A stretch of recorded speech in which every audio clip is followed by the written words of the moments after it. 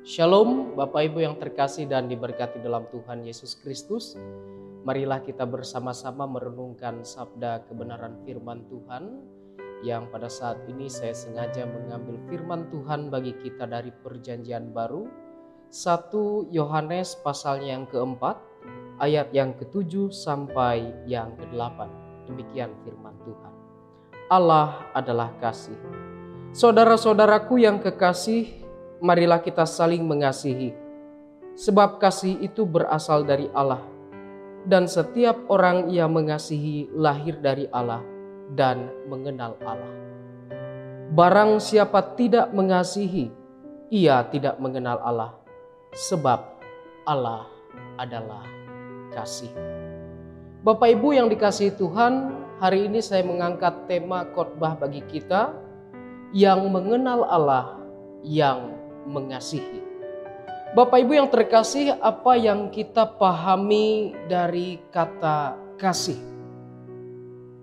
Dalam Kamus Besar Bahasa Indonesia sendiri, kasih mempunyai arti perasaan sayang, perasaan cinta. Seperti contohnya kita menyayangi orang tua, kita mencintai pasangan hidup yang Tuhan berikan, ataupun kita menyayangi dan mencintai saudara-saudari yang kita miliki.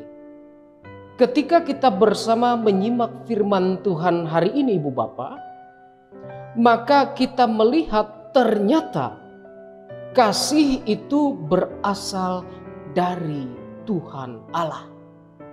Sekali lagi, ternyata kasih itu berasal dari Tuhan Allah.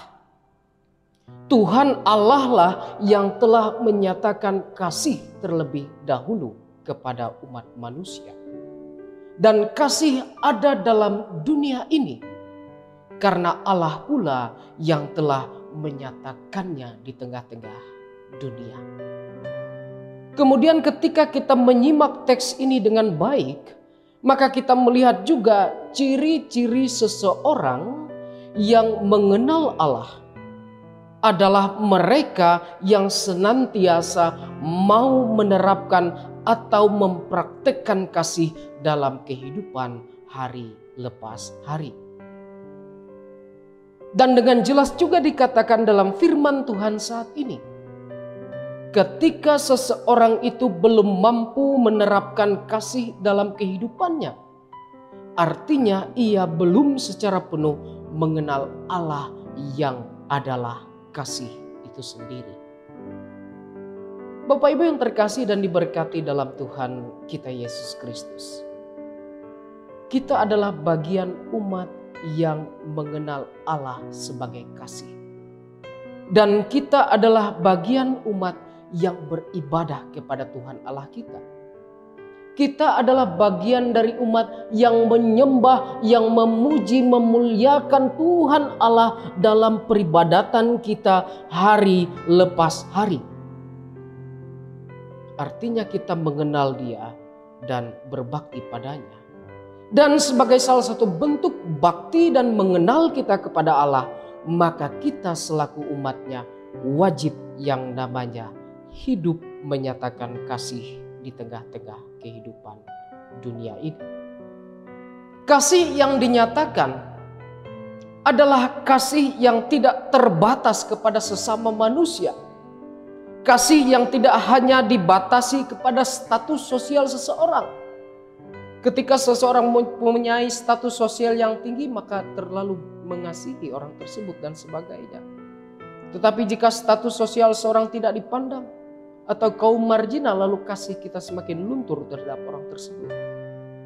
Kasih yang harus diterapkan adalah kasih yang tidak mengenal batasan tersebut. Status sosial, pekerjaan seseorang, ras seseorang, budaya ataupun agama dari orang lain. Kasih sekali lagi wajib kita terapkan.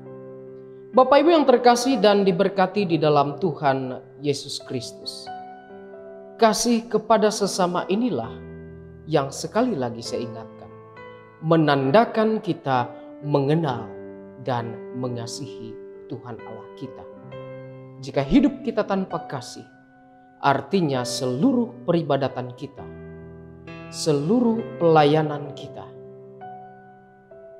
percuma dilakukan di tengah dunia. Sebab tanpa praktek yang benar, yaitu menerapkan kasih. Saudara-saudari yang dikasihi Tuhan, apakah saudara-saudari mengenal Tuhan Allah yang penuh kasih dan menyembah Tuhan Allah yang penuh kasih? Jikalau Bapak, Ibu, saudara-saudari sekalian mengenal dan menyembah Tuhan Allah yang penuh kasih, mari terus nyatakan kasih-Nya dalam kehidupan kita di dunia ini. Tuhan memberkati kita. Mari kita satu dalam doa kita berdoa.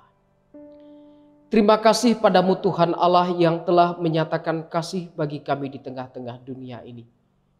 Kami selaku umat-Mu yang mengenal Engkau, kami selaku umat-Mu yang beribadat kepada Engkau, kami selaku umat-Mu yang melayani Engkau, maka wajiblah kami untuk mempraktekkan kasih dan menerapkan kasih dalam kehidupan kami, tanpa memandang status sosial, tanpa memandang pekerjaan, ras, suku, budaya, bahkan agama.